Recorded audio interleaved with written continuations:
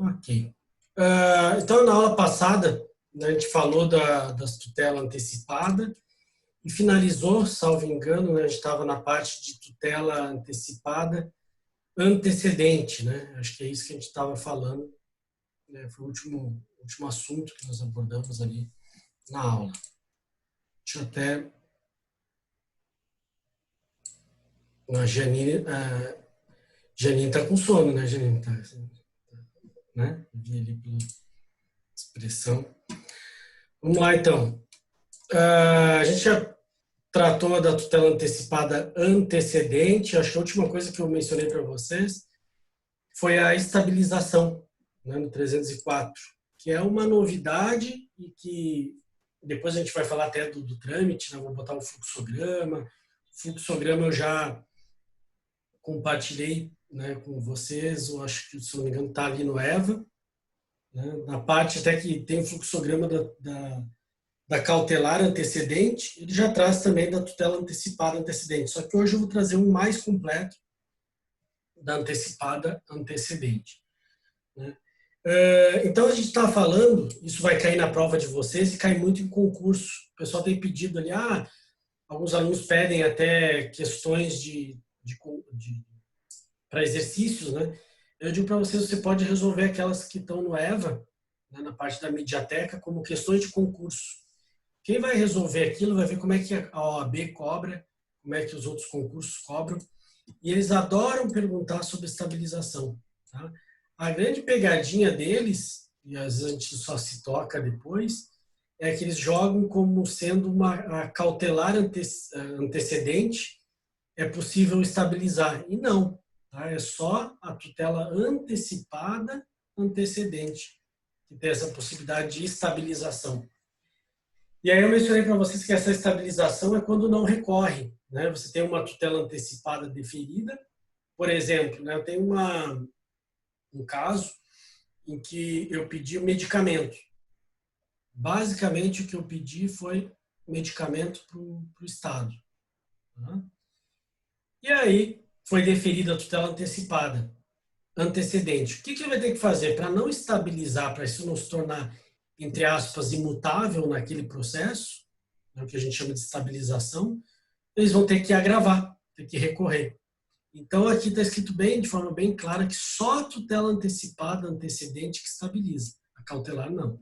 Tá?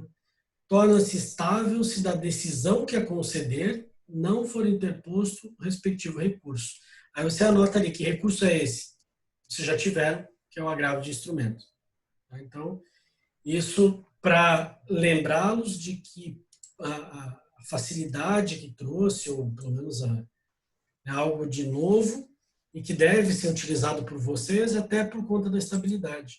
Eu falei até que se a outra parte não demandar, e está escrito aqui no parágrafo 2º, qualquer das partes poderá demandar a outra com o intuito de acabar com essa estabilidade. Está aqui, né? Rever, reformar ou invalidar a tutela estável, estabilizada. Então, ou seja, enquanto a pessoa não entrar com uma ação, tá? Isso cai também muito em concurso e na prova. Primeiro, tem que recorrer para não estabilizar.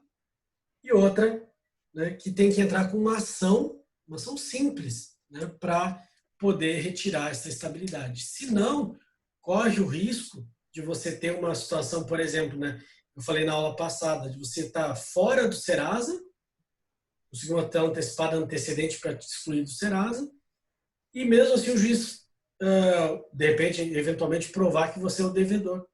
Você deveria estar no Serasa, mas enquanto a parte não entrar com uma ação, né, para rever, reformar ou invalidar, você vai ter essa estabilidade, tá?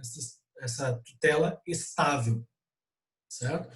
E aí eu até comparei para vocês como se fosse uma coisa julgada formal. E é isso que acaba sendo.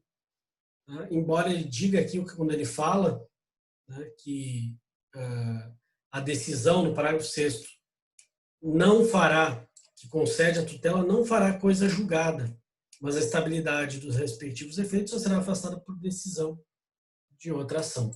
Ou seja, ele está dizendo aqui que essa estabilização não forma coisa julgada material, tanto que eu posso entrar com outro processo para acabar com a estabilidade. Mas a formal eu tenho. Eu posso segurar que tem, porque tanto que a outra parte vai ter que demandar, vai ter que entrar com processo para isso, tá? Para reverter essa estabilização. E o prazo está no parágrafo 5º, tem 2 anos contados da ciência da decisão, né, que vai extinguir o processo, e nós vamos ver no fluxograma, né? Se você não recorrer, se a Vivo não recorrer, o juiz isso vai ser certificado, ele vai dizer, ó, estabilizou e julga extinto o processo favorável a você. Né? Então, isso é uma boa, que você vai ter a teu favor, e né, acaba aí que a outra parte, a Vivo, vai ter que depois entrar com uma outra ação, né? Você ganha honorários no caso desse processo, né? Tem uma série de vantagens à estabilização. E aí eu terminei até a aula, acho que mencionando que muitos criticam. Também tem críticas, né? Essa estabilização é meio maluca, porque ele acaba forçando aí um recurso. O STJ já está, né, se tocando disso e está se metendo um pouco, tá, né? Tem os julgados recentes dizendo que não precisaria entrar com uma ação. Se a Vivo, por exemplo, contestasse, seria suficiente para não estabilizar. Mas isso ainda não tem nada em demanda repetitiva, ainda não tem nada, são só um ou outro julgado do STJ nesse sentido. Eu prefiro seguir o que está aqui na lei, que é isso que cai em concurso, é isso para nossa prova por enquanto não tiver algo mais palpável do STJ, pensar que essa estabilização ela se opera, sim, se não recorrer. Então, alguma dúvida da estabilização? Alguém ficou com dúvida? Quer aproveitar? Eu acho que vamos pegar aqui o fluxograma, acho que vai ficar até mais fácil de entender um pouco. Então, um fluxograma bem mais completo,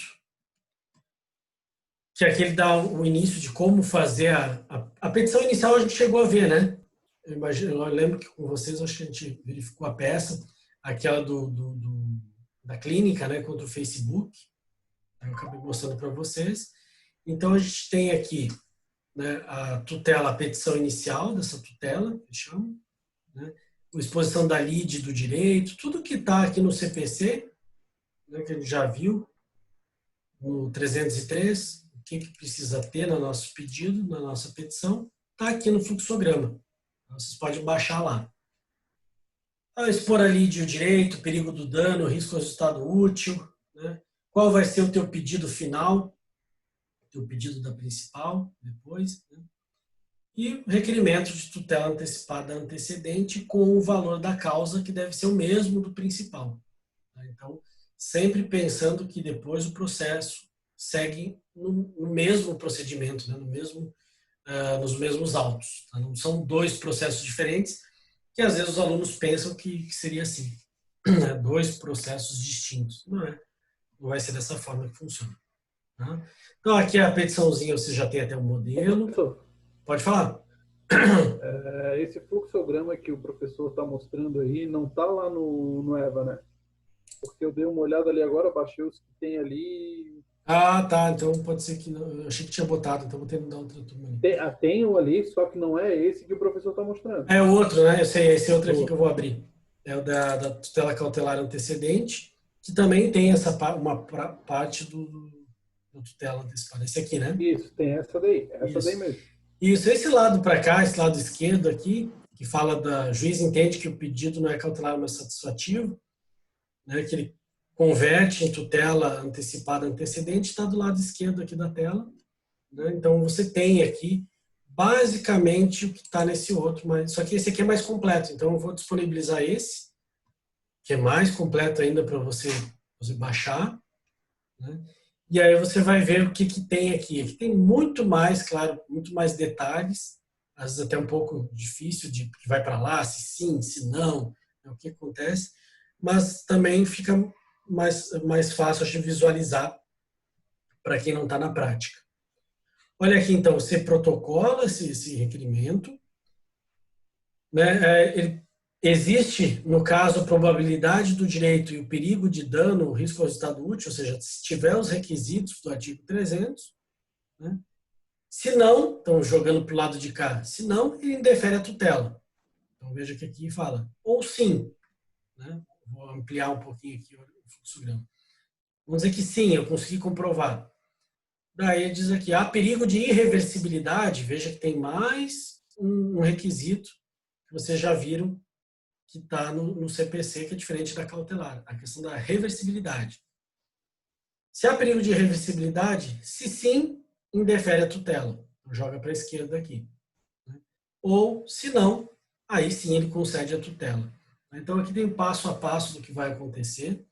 Vamos pegar o primeiro caso, vamos dizer que a gente está tudo bonitinho, a gente conseguiu comprovar, né? Eu preciso de um medicamento, eu preciso de alimentos, vou tirar o nome do Serasa. Você convenceu o juiz. Né? Há perigo de reversibilidade, aí você lembra da aula também, né, que nós falamos, que existem casos que, embora tenha perigo da irreversibilidade, o juiz relativiza por conta de um direito, né, de uma situação maior, né, de subsistência, né, de sobrevivência. Então, isso aqui ainda dá para afastar se tiver casos de medicamentos, alimentos e tal. E aí, vamos dizer que ele concedeu, não tem perigo de reversibilidade, ou ele flexibilizou, concedeu a tutela. O órgão jurisdicional determina, né, tem duas coisas, para o autor aditar a petição inicial em 15 dias, tá? E o réu será citado e intimado dessa tutela. Então, veja que aqui, no caso, a gente tem mais completinho e surge esse aditamento que vocês viram lá na cautelar. Lembra que a cautelar eu falava... Opa, ficou aqui uma... Deixa eu fechar aqui uma coisa. Fechar o WhatsApp, né? Daqui vai ficar aparecendo... É o CPC só aqui. CPC. Lembra que a cautelar, nós falamos ali no 305, eu tinha 30 dias, né, após a efetivação para aditar o pedido, ou seja, para complementar o pedido principal. Né? Nós falamos 308. A antecipada, não. Ele fala aqui, ó, concedida a tutela antecipada, o autor deverá aditar a petição inicial com a complementação da argumentação, novos documentos, causa de pedir, tudo mais. Né? Em 15 dias ou em outro prazo maior que o juiz fixar. Veja que isso também, na OAB, em concurso, eles são muito, né, de pedir que você decore. E aí você vai lembrar que na cautelar são 30 dias da efetivação. Aqui não, aqui é da ciência da concessão. Então, se quiser anotar ali, quando ele fala que esses têm os 15 dias, estou sublinhando aqui para aditar a petição, os pedidos, né, com a complementação da argumentação, sei lá, se você quiser pedir dano moral, dano material, o que mais você quiser pedir, além da tutela que já foi deferida, são 15 dias a partir da ciência da concessão. Tá? Não é da efetivação. Isso, se vocês resolverem aquelas questões de concurso, vocês vão ver que eles batem muito nessa tecla, porque acaba sendo um pouco de, né, infelizmente, eu tenho que lembrar ou decorar dessa situação. Né? Cautelar é da efetivação 30 dias, aqui 15 dias para aditar contados da ciência do deferimento. Certo? Então, só para você ficar atento com isso e que está aqui no nosso fluxograma. O autor tem 15 dias, tá, para aditar. Se não fizer, extingue o processo e resolução do mérito. Se não aditar, e se fizer direitinho, segue o processo, né, que não tem novas custas, tudo que está no código. Então, aqui eu acho que ficou bem explicado para vocês. Tá? Veja que uma outra situação aqui em relação ao réu. O autor, ao mesmo tempo que o autor vai aditar os pedidos que ele pretende na principal, o réu vai ser citado, olha, existe uma ação contra você, intimado da concessão da tutela. E aí abre o prazo recursal, está aqui, né? Estou botando o cursor em cima, do agravo de instrumento. O prazo do recurso para agravo de instrumento. Se ele recorrer, né, ou não. Né? Se não, ele vai ter essa tutela estável. Então, está aqui no nosso fluxograma, né? essa hipótese de o que pode acontecer em relação ao réu. Faltou até um pedaço que ficou incompleto, né? Comeu aqui um pedacinho, depois vou ter que baixar o fluxograma completo, a parte do réu recorrer, né? Que seria o sim aqui para o lado direito, que não está aparecendo. Tá? Mas então lembre-se que você tem sempre essa situação que eu acho que não pode deixar de lembrar da tutela antecedente, é estabilização, se não recorrer, tá? E o aditamento, especialmente o aditamento nos 15 dias da ciência. O resto está no CPC, se você olhar aqui, né, nos parágrafos e nos incisos, parágrafo primeiro ele explica isso, né, concedida, né, o autor deverá aditar a petição, o réu será citado, então não precisa na minha prova ficar decorando, né, é só para você lembrar isso para concurso. Né. Audiência de conciliação, mediação, isso significa que ele vai passar a seguir o rito comum. Vocês já estudaram isso, lembra?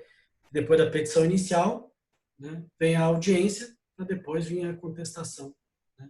Não havendo autocomposição, isso aqui é rito comum. O prazo para contestação será, né, na forma do 335, ou seja, né, depois tem 15 dias após a audiência para contestar. Não realizado aditamento, isso que falamos agora há pouco, o processo será extinto. Então veja como é importante, se não perde eficácia. Da mesma forma que nós falamos na aula passada que se eu não aditar cautelar, cessa a eficácia, lembra? Vamos voltar lá. Aqui, né? Cessa a eficácia da cautelar antecedente se o autor não deduzir o pedido principal. Aqui é a mesma coisa. Né? Não realizado aditamento, o processo será extinto sem resolução do mérito. Seja, que ele está punindo porque você utilizou, né, uma cautelar com um fim em si mesma. Uma tutela antecipada com um fim em si mesmo. Não é. O correto é você demonstrar que tem um pedido antecedente e depois você tem um processo principal. Ele faz parte do principal, né? É uma antecipação da tutela. Só que eu preciso formular. E aí alguns alunos até perguntam, tá, professor, mas se o meu interesse era só tirar o nome do Serasa, eu consegui. E aí depois, se eu não quiser entrar com o principal, você é obrigado, para que mantenha esse nome excluído, ao menos pedindo, né, nesse aditamento, a mesma tutela mandamental. Você vai reforçar. A mesma coisa que eu quero na sentença é só para retirar o nome. É só uma tutela mandamental. Né? Vamos dizer que você não queira uma indenização por danos morais. Né? Aquele negócio, não quero, eu acho que não é o caso, o meu cliente não precisa disso. Então, você só reforça. Medicamento é a mesma coisa. Você pede em tutela antecedente e depois você pode dizer, não, o que eu quero é só, né, que seja confirmado na sentença o que eu pedi antecedente. Certo? Então, não tem grandes mistérios.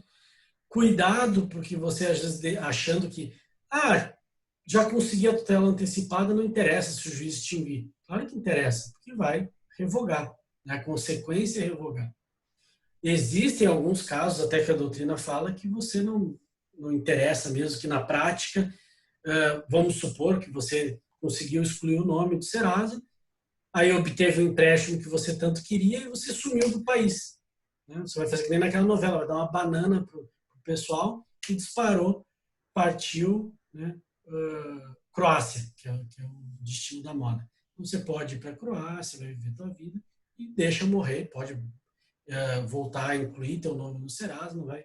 Então, isso é uma outra situação. Você, para fins do nosso CPC, da nossa prática processual, lá no NPJ, né, se você conseguir uns alimentos antecedentes, de forma antecedente, entra com a principal, adita o teu pedido, nem que seja só para confirmar o pagamento dos alimentos. Pedir para confirmar aquele pedido antecipatório.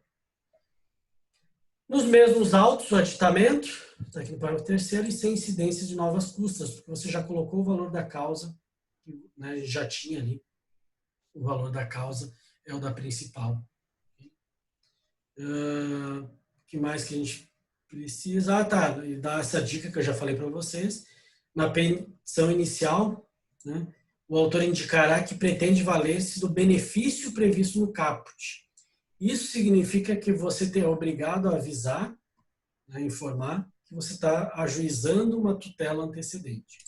Isso eu falei mais de uma vez para vocês. Vou pegar aqui nas petições, né, nas tutelas provisórias, quando eu peguei a tutela antecipada, que eu estou abrindo aqui, vão ver que, né, eu coloquei de forma bem clara que é em caráter antecedente. Né, isso que você não pode esquecer de pedir, de informar para o magistrado que é o que você está pretendendo. Até para, de repente, uma estabilização, né, vai que dá certo, e você sai felizão dessa, ninguém mais tira o teu direito, a não ser. Né? E dificilmente, tá, eu falo para vocês, dificilmente eu vejo as empresas, por exemplo, de telefonia, que não recorrem, e quando estabiliza, eles demandando. Né? Geralmente eles não demandam uma nova ação. Porque para eles, às vezes, também não faz diferença você está ou não no Serasa. Muitas vezes isso não vai fazer uma diferença. Né? O que eles podem fazer é pedir uma reconvenção para cobrar o valor, tudo mais, mas a retirada algumas vezes tem estabilizado e eles não estão nem aí. Senhores, alguma dúvida aqui? Ficou alguma dúvida? Dá uma olhadinha depois, eu vou baixar o fluxograma que eu vou pegar depois. Eu não tinha visto que tinha comido uma parte, mas aí você vai dar uma olhada aqui com calma. Pelo menos você vai ter todas as possibilidades, você vai brincando aqui de sim, não. E isso vai servir, de repente, para a tua prova. Eu acho que mais do que para a prova, vai ajudar vocês na prática, né, no NPJ, para você entender tudo que não pode faltar. Né? Casos em que ele indefere. Pode falar. Professor, de antecipação de tutela, no caso, são essas duas situações, então. E se eu já tiver todos os meus pedidos definidos, eu entro com uma ação e peço lá na inicial uma antecipação de tutela. Isso, pode fazer isso. Se eu não tiver, eu faço a antecedente, menciono ali ou especifico só o que teria de outros pedidos, mas eu tenho essa oportunidade do aditamento, então, é isso? Isso. Aí vai muito, né, do que a gente costuma dizer Primeiro que os advogados têm muito optado pelo antecedente, né? O pessoal se tocou disso por conta da estabilização. Eu vou tentar estabilizar, né, porque é melhor para o cliente. E é uma peça que é mais simples, então, de repente, tem um efeito psicológico no magistrado mais fácil, né? Porque o teu objetivo é só, né, a tutela. Então, uma peça mais simples, psicologicamente para o magistrado, ele vai ver com maior pressa, pô, aqui é antecedente, sinal que, né, ele precisa muito, que seja rápido, não teve, de repente, nem condições de fazer a inicial completa, mas isso, como eu falei, é de preferência de cada um, né? Se você tiver, por exemplo, um dos meus sócios, ele diz que ele prefere fazer a inicial e colocar no meio dela o pedido, né? Fazer todos os pedidos e colocar o que ele quer, a antecipação de tutela. Isso vai de cada um. Né? Eu falei para ele que eu ainda acho a antecedente preferível, quando você tem hipótese de urgência, por conta dessa estabilização. A única coisa que me motiva, né? E também, claro, às vezes você não tem toda a documentação farta ainda, né? Então, dá tempo de você ir atrás disso. Eu falo muito que no NPJ, né, a gente se depara com isso. Né? Você vê muitos clientes, eu lembro que eu orientava os alunos, né, no escritório de prática jurídica, a gente sempre tinha clientes que levavam por partes essa documentação. Então, isso salva muitas vezes, né? Porque lá no NPJ eles às vezes querem uma tutela rápida, mas eles levam só um pouquinho de documento. Mas você lembra essa lista aqui que eu passei para o senhor? Você tem que trazer tudo. Ele não pode entrar com a petição. Ah, pois é, meu filho, eu esqueci. Então, é um caso que você pode reunir o que tiver, se você tiver condições já de pedir, né? Pede antecedente. E diz para ele, agora na próxima vez você vem até o NPJ, traz o resto para complementar, porque eu preciso para entrar com com um pedido de repente de indenização, outro pedido declaratório. Aí você vê, mas é da escolha, é óbvio que é da escolha. Aqui eu só botei, tá, Lúcio, um organograma da antecedente para entender como funciona, mas você pode sim fazer a tua inicial, né, e embutir nela uma tutela incidental, né, que a gente chama, não antecedente. Mais alguém? Uma dúvida? Não? Fechou? Então, vamos continuar aqui na matéria. Tá? A gente vai entrar agora nas... Eu já falei para vocês pelo menos comentei um pouco, né, dos procedimentos especiais, que daí eu chamo de liminar. Isso vai ser matéria mais para frente, mais para o final do semestre. Mas, né, para você entender como é que eu nomino, né, como é que eu especifico, como é que eu trato. Pode falar, Joana, né?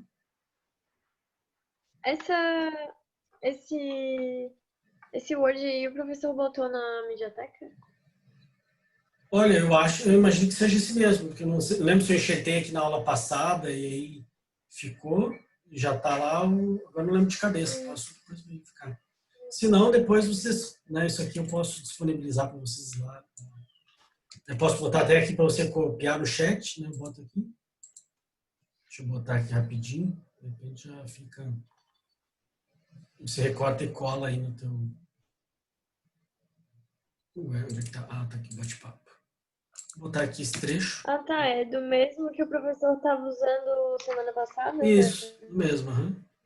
Já botei ali no chat, se quiser copiar, é o que está escrito aqui. Eu só mencionei algo que a gente vai ver mais para frente, né? Porque alguns alunos até questionavam, né? Professor, eu tive um caso lá no NPJ, no escritório, né, de um mandado de segurança. E aí eu vejo que as pessoas pedem uma liminar, né, ou seja, uma tutela provisória. E aí a gente tem que, se a gente for entender aqui na doutrina, né, as tutelas provisórias que nós acabamos de ver, antecipada, cautelar, elas são todas heranças, né, cópias das liminares. Né? Antigamente, lá nas ordenações portuguesas, né, no CPC de 39, coisa antiga, né, a gente já tinha liminares, né, já tinha aquelas tutelas na reintegração de posse, né, no mandado de segurança, isso todo mundo usa até hoje. E aí eu só deixei claro para vocês na última aula, né, de que como elas são procedimentos especiais e podem possuir uma tutela provisória própria, tá aqui, né, eu costumo chamar de liminar. Tá? Então, até na hora da peça a gente coloca, né, do pedido liminar, etc. E aí eu diferencio da tutela antecipada, da tutela cautelar e da tutela de evidência. Tá? Porque uma coisa é diferente da outra. Né? Para vocês terem uma ideia, a tutela, né, do procedimento especial, ela é um misto, muitas vezes, de evidência, né? E eles falam ali que, né, tem características de evidência, às vezes tem características de urgência, e às vezes não é um nem outro. Lembra que nós, no 562, que a gente viu na aula passada, vou pegar aqui, só para relembrar, que não estava. Olha, né, para dar uma liminar numa reintegração de posse, ou seja, você pega o sujeito e expulsa da terra, simplesmente com a petição inicial devidamente instruída. Tá? Então, ele não fala de urgência, não fala de demonstrar que precisa da terra. Né? Então, ele tá, para alguns, né, até mencionam que teria mais uma característica de evidência aqui. Tá? Mas não é nenhuma coisa nem outra. Então, você não vai chamar, pelo amor de Deus, esse cair na tua prova, na segunda prova, eu vou cobrar isso. Na primeira, não. Mas na segunda, eu vou falar sobre essa situação e você não vai chamar isso 562 de tutela antecipada. Ah, professor, mas ele vai estar antecipando a tutela. Mas não é a tutela antecipada. Se fosse a tutela antecipada, ele estava pedindo a probabilidade do direito e o periculo in mora. Não é isso que ele está falando aqui. Então, pode até anotar, o 562 é uma liminar, né, desse procedimento especial. Certo?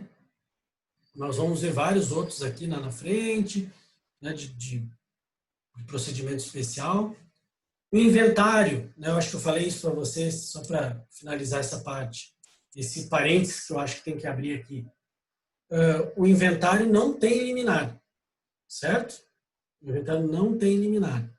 E aí, o que você pode pedir? Aí, quando não tem liminar, nada impede de você pedir tutela antecipada, cautelar, sempre que você achar plausível. Então, peça essas tutelas. Né? Um exemplo, né, que eu não sei se eu dei nessa turma ou na outra, né? Às vezes eu confundo, falei às vezes eu conto a mesma história 2 vezes, né? Para aquele tiozinho velho, né? Que fica contando várias vezes a mesma coisa. Aí vocês podem até interromper e dizer, olha, senhor, está ficando caduco, você já contou essa história. Mas no inventário, né, uma situação em que você tem bens a serem partilhados que podem vir a perecer, né? Uma coleção de queijos, né? Tem gente que coleciona queijo, tem lá, tá tudo no frigorífico do teu avô, e aí de repente só aqueles queijos têm uma vida útil, e ele sempre vivia vendendo os queijos caríssimos, vindo da França, etc. Então o que você pode fazer? Você não vai esperar chegar o momento da venda dos bens. Se você esperar isso no inventário, você viu que pode ser tarde demais. Lá vai tudo azedar e não vai servir, vai ter que botar no lixo. Então, você pode pedir uma antecipação da tutela para a venda desses bens. Saúde. Então, nesse caso ali... Oi? Deu para ouvir, não, né? Não. Só porque eu vi pelo gesto. Assim, saúde. Bom que não é o Covid. Então, inventário, a gente tem essa possibilidade. Veja, eu antecipo a tutela para vender os bens. Você pode até anotar isso aí, né? Quando eu não tenho uma liminar, nesse texto que eu passei pelo chat para vocês, você pode anotar, não sei se, deixa eu ver se tem isso aqui. Né? Botei isso aqui, né? Não havendo cabimento ou previsão de uma liminar, cabe, você poderia usar uma tutela de urgência, né, ou evidência, aquilo que a gente acabou de estudar. Um exemplo, então, no inventário seria a venda antecipada de um bem. Coleção de vinhos, né? Coleção de queijos, por aí vai. Né? Carros, às vezes tem uma coleção enorme de veículos, a gente sabe que veículo só desvaloriza a maior parte deles. Né? Então, salvo aqueles de colecionador e tudo mais, geralmente desvaloriza. Você pode pedir para antecipar a tutela para vender. Algo que se daria lá no final do inventário, você antecipa. Tá? E fora aquelas cautelares que nós já falamos, no caso de inventário, né? O arrolamento de bens, o sequestro, se estiver dilapidando o patrimônio. Então, cola ali, copia, se não tiver já no teu material, aquilo que eu botei no chat, e cola no teu Word aí, no material de apoio. Tá? Que isso vai ser bom, vai ser interessante para você demonstrar lá no NPJ que você conhece. Né? Você vai dizer, olha, isso aqui não é, né, uma tutela antecipada, isso é uma liminar. E por isso que eu vou ter que ver. Mais para o final do semestre, nós vamos fazer, né, esse checklist, essa análise, um por um dos procedimentos especiais e ver quando é que tem tutela. Né? Quando é que tem uma tutela só dele, quando é que tem uma liminar, tá, prevista. Certo? Alguma dúvida até aqui? Podemos tocar? William, tudo certinho? Joia? Então vamos lá. Se alguém quiser, é só abrir o microfone e tocar ficha no chat. Vou falar da tutela de evidência, então. A gente já falou, né, das tutelas de urgência, o principal delas. E agora vamos para a tutela de evidência, que é o nosso foco de hoje. É entender que casos que eu concedo essa tutela de evidência. Está no 311, então vamos lá. 311. Aqui, né, tem um tópico só da tutela de evidência. Certo? A tutela de evidência será concedida independentemente da demonstração do perigo de dano ou risco ao resultado útil do processo. Primeira coisa, o que ele está deixando bem claro? Que tutela de evidência não depende de urgência. Né? Por isso que ele divide, lembra? Ele divide em tutelas de urgência e de evidência. Ele fala bem claro aqui para a gente que evidência, se ela é tutela de evidência, independe da urgência. Pode acontecer de você ter casos de urgência, até requerida em tutela de evidência, mas não tem sentido. Tá? Se você tem uma questão urgente, é muito mais fácil, nós vamos falar aqui dos requisitos, é muito mais fácil você pedir pela via da tutela de urgência. Você tem o requisito básico. Né? A tutela de evidência, ele explica aqui para a gente que são casos em que eu não tenho urgência, e até para você compreender de onde vem isso. Né? o primeiro doutrinador a falar de forma mais clara sobre a tutela de evidência é o Marinoni, né? O Luiz Guilherme Marinoni, que foi quem já buscou lá na tutela antecipada do antigo código, no 273 do CPC, e chamou a atenção, dizendo, olha, tem casos aqui que deve dar tutela, antecipar a tutela, mesmo se não tiver urgência. E aí a jurisprudência começou realmente, especialmente quando o réu está protelando. E aí por isso que surgiu, e agora ele conseguiu, fez lobby, né, na época, e conseguiu um título só para tutela de evidência. Né? Praticamente a tutela Marinoni, aqui, né? Foi ele que expôs toda essa situação e a necessidade de ter previsto uma tutela de evidência. O material que eu botei para vocês ali tem um pouquinho sobre um e outro, né, diferenciando uma e outra. Diz aqui, quanto à tutela de urgência, é necessária a atuação rápida da justiça para evitar um dano, né, um prejuízo maior. Possui natureza cautelar antecipada, havendo a substituição de várias expressões para o binômio probabilidade do direito e perigo de dano. Então, tá. E a tutela de evidência, independentemente do perículo in mora, em que situações? Somente, aí você vai anotar ali, somente, isso aqui é taxativo, tá? Nos incisos 311. Nós vamos ver um por um deles. Então, o direito, nós vamos ver aqui na tutela de evidência, ele tem que estar, como o nome já diz, evidente. E ele vai dizer que o direito é evidente tanto porque o réu está tentando dar um migué, tentando protelar, como também pode ser que você tenha a prova robusta documental, e também tem uma outra situação que é o teu direito é baseado nos precedentes, naqueles precedentes que eu tanto falava lá, né, do direito americano, dos repetitivos, da assunção de competência. Então, veja que ele traz munição para várias hipóteses. Vamos pegar um por um. No nosso material tem mais mastigadinho. A tutela de evidência será concedida mesmo que sem perículo in mora, né, independentemente da urgência, quando 1. Ficar caracterizado o abuso de direito de defesa ou manifesto propósito protelatório do requerido. Veja, né, que o que é isso aqui? É uma situação em que você pediu uma tutela de evidência, e até uma coisa que você pode anotar ali, já vou antecipar para vocês, que a tutela de evidência ela é idêntica à tutela antecipada, só que sem urgência. Isso vocês vão notar. Então, bota lá. Tutela de evidência é igual tutela antecipada sem urgência. E vocês vão ver que Professor? Oi? Desculpa te interromper, mas eu não consegui entender essa parte aí de que as duas tutelas são iguais. Ah, tá. Não, vou explicar. O que acontece com a tutela de evidência? Nós vamos ver aqui depois na prática, com exemplos, que você vai ter um dos teus pedidos, você vai enumerar os teus pedidos da principal, tá? E você vai pedir em tutela de evidência sempre a antecipação de um deles. Então é igualzinho a tutela antecipada, só que o Marinoni na época alertou, ele disse, olha, eu tenho casos em que eu antecipo a tutela, que eu posso antecipar, não porque eu tenho urgência, porque senão seria tutela antecipada, né? O que eu busco aqui é uma antecipação porque eu tenho um direito evidente, né? Eu tenho um direito forte. E aí as pessoas começaram, realmente, olha, tem razão. E aí alguns, né, tribunais começaram a dar esse tipo de tutela, que independentemente de eu ter uma urgência, que senão seria tutela antecipada, né, eu antecipo a sentença com base num direito evidente. Tá? Então, por isso que eu falei que ele tem uma semelhança da tutela antecipada. Alguns casos até a gente vai ficar naquela dúvida, será que eu peço antecipação de tutela, porque eu acho que tem urgência?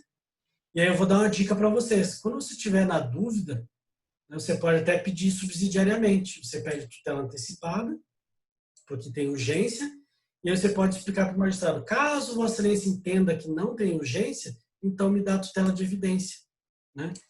Que seria a minha tutela antecipada sem o requisito da urgência. Tá? Todos os casos que eu vou dar aqui para vocês de exemplo, tá, Tainá? Vai ser de antecipar sem urgência. E aí o primeiro caso que a gente pega aqui no inciso é o abuso do direito de defesa ou manifesto propósito protelatório do requerido. Isso é litigância de má-fé. Se você lembrar um pouco das aulas lá, isso é uma nítida litigância de má-fé. Então, olha que interessante, o código autoriza que se o juiz notar uma má-fé, ele pode me antecipar a tutela, né? Só que ele não chama de antecipação, ele chama de evidência. Tá? Então, é uma hipótese que eu consigo antecipar a sentença só porque o réu está protelando. Certo? Vou dar um exemplo clássico disso, né? E até botei aqui para vocês que é conhecida como uma tutela de evidência sancionatória. Né?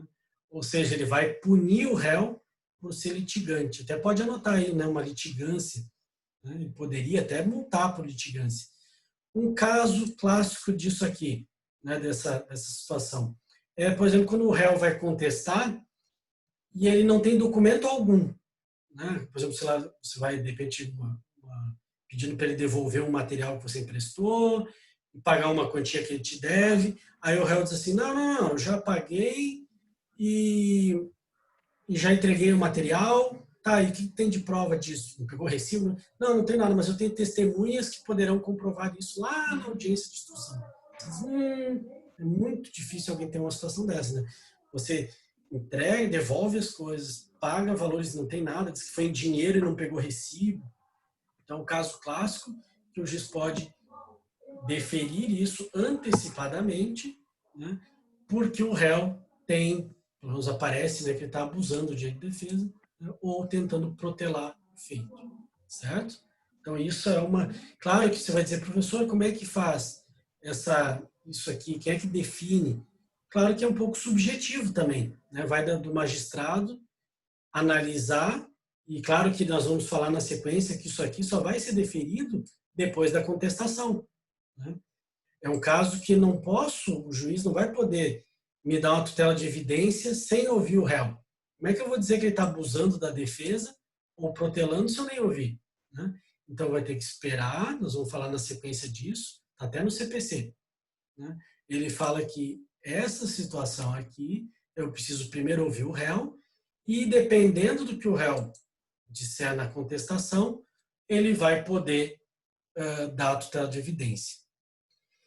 E aí tem uma outra situação, tá, Tainá, que pode acontecer, vamos dizer que o réu não conteste. Aí vocês já estudaram, se não contestar, revelia, já posso julgar. Né? Então seria uma outra hipótese. Tá? Aqui, o magistrado fica com aquela pulga atrás da orelha, tudo bem, eu não posso já julgar, porque ele está me dizendo que tem testemunhas. Então, eu vou ter que esperar a audiência, mas também o réu não vai sair ileso. Eu vou pegar e dar uma tutela de evidência. Ele já vai sentir na pele, de repente, uma tutela, né, que tem esse caráter sancionatório, né, que vai ter né, por exemplo, uma tutela de evidência para devolver o material imediatamente. Então, vai depender, cada caso você vai ver e vai pedir, além da litigância, o clássico desse pedido aqui de evidência é na réplica. Tá? Se quiser anotar aí, se vocês já anotaram, lembra? É petição inicial, contestação e réplica. É na réplica que eu vou dizer para o juiz, olha aqui, excelência, ficou caracterizado esse abuso, né? Ou protelação do requerido. Ok? Tem aqui alguma dúvida? Sossegado, entendeu? Entendeu? Ô, professor, você falou que tem até a réplica, né? Nos casos, por exemplo, até quando eles fazem umas iniciais, uma inicial, uma contestação de forma genérica, tipo, não fala nada com nada, esses casos assim também tá para usar? Pode usar, uhum. Você pode tanto, né, de repente, pedir para aplicar uma confissão, aí, claro que na tua réplica, geralmente pode dizer, olha, eu entendo que existe dependendo da contestação, se ela for só genérica, você pode dizer que confessou e já pedir para julgar antecipado, ou caso Vossa Excelência entenda que não é ainda possível, né, vai que o juiz é um pouco mais bonzinho, aí você diz, então, pelo menos uma tutela de evidência, né, em que eu peço já para antecipar a sentença por conta dessa demonstração, né, de má-fé e do requerido. Tá? Então, esse é um instrumento que a gente tem. Pegar o 2, tá? Isso aqui eu não estou inventando, está aqui, né? Inciso 1, ficará caracterizado o abuso do direito de defesa ou propósito protelatório. Pegar o 2, isso aqui é tudo um rol taxativo, tá? Você não vai conseguir pedir tutela de evidência baseado em outros argumentos. Aqui é só o que está no 311, não vai inventar mais nada. As alegações de fato puderem ser comprovadas apenas documentalmente e houver tese firmada em julgamento de casos repetitivos ou em súmula vinculante. Veja que ele está falando aqui, está também no nosso material, tá? As alegações de fato puderem ser comprovadas apenas por documentos. Então, primeiro requisito. E, aí lembra que ele está pedindo as duas coisas, tá? E houver tese firmada em casos repetitivos ou súmula vinculante. Então, esse aqui, né, é uma tutela de evidência baseada ou fundada em precedente jurisprudencial vinculante. Por isso que no semestre passado, no retrasado, né, dependendo de quem teve a matéria comigo, alguns retrasados, outros no passado, a gente tem uma hipótese, né, o benefício, né, ou pelo menos por que existem aqueles casos repetitivos. Né? Por que eles dão tanta importância para os repetitivos e para a súmula vinculante? Ele está dizendo aqui que se você tiver um caso repetitivo ou uma súmula vinculante e mais, basta documentos para provar o teu direito, você pode pedir uma tutela de evidência. Esse caso aqui, sim, eu posso pedir liminarmente. Veja que você já pode pedir na inicial, tá? Posso pedir na inicial a tutela de evidência, certo? E o juiz pode conceder liminarmente, ou seja, sem ouvir a outra parte. Por quê? Porque você foi lá e demonstrou que essa situação não demanda prova pericial, né? Isso é muito comum, se quiser anotar exemplo ali, daqueles casos tributários. Né? Quem gosta de tributário, vocês ainda vão ter tributário, não tiver, mas o tributário é uma área que dá um bom dinheiro para a advocacia, né? E você vai ter um caso que né, a parte tributária, quando você vai discutir tributo, é documental a prova. Então, você vai chegar e dizer, olha, o município de Florianópolis está cobrando uma taxa ilegal. Né? Opa, o que você tem aí? Está aqui o documento, né, que mostra, está aqui a lei, né, que institui essa taxa, está aqui o comprovante que eles estão me cobrando junto com o IPTU, essa taxa, e tenho já uma súmula vinculante ou uma demanda repetitiva. Isso é suficiente para já, em tutela de evidência, ele conceder para parar de cobrar aquela taxa. Veja que ele criou basicamente para essas hipóteses. Previdenciário, tributário, é o que mais se utiliza dessa tutela. Certo? Professor, mas por que ele não botou como tutela antecipada?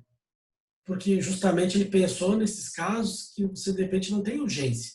Né? O magistrado até pode dizer, tudo bem, tem urgência, porque está pagando a taxa todo mês. Mas ele poderia dizer, você já está pagando há 2 anos. Isso não é urgente se você está pedindo só agora. Então veja que ele te dá a munição para pedir como evidência. Você pega e pede, pode até pedir como tutela antecipada, mas você faz aquele pedido subsidiário. Caso Vossa Excelência entenda que não é urgente, porque eu já estou um bom tempo pagando essa taxinha, então que seja por evidência. Ok? Então essa, pode até anotar ali, baseado no tutela de evidência, baseado, né, nos precedentes, nos leading case, né, como eu já tinha falado, na súmula vinculante, que tem que ser respeitada. Então, muito provavelmente eu vou ganhar esse processo e ele já me concede em evidência. Até aqui tudo bem? Tranquilão? Vamos lá para outro caso. Se tratar de pedido repersecutório fundado em prova documental adequada do contrato de depósito, né? Então tem uma prova desse contrato de depósito, caso em que será decretada a ordem de entrega do objeto custodiado sob cominação de multa. Veja que esse aqui é mais confuso. Por que ele criou essa tutela de evidência?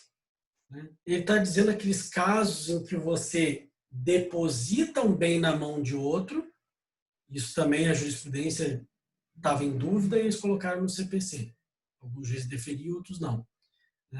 É o caso clássico de uma de alguém que pode vender um bem financiado, e geralmente quem usa isso muito é financeiras, né, bancos, eles repassam, eles ficam com a propriedade, entregam o bem para você, né, e se você não cumprir, ou seja, né, mesmo depois de inadimplente, né, e que foi decretada uma ordem de entrega desse objeto, não fizer, né, e tudo mais, ele pode determinar uma tutela de evidência para que seja devolvido.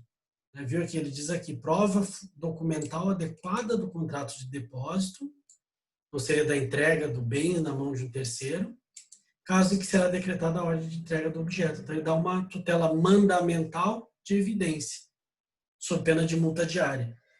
Isso aqui até você pode dizer, professor, mas não tinha que pedir isso em, de repente, tutela antecipada ou cautelar?